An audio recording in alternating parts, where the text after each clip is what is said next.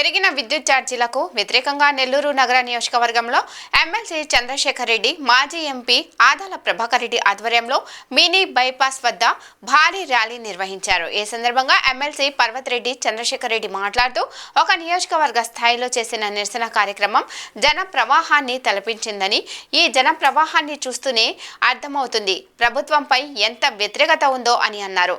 బడికి వెళ్లే పిల్లలకు అందరికీ 15,000 రూపాయలు ఇస్తామని చెప్పి మోసం చేశారని, సూపర్ 6ల పేరుతో అందిస్తామన్న సంక్షేమ పథకాలు హామీలు ఏవీ నెరవేర్చలేదని, 16,000 కోట్ల రూపాయలు కరెంటు ఛార్జీలు పెంచి ప్రజలపై భారం మోపారని మండిపడ్డారు.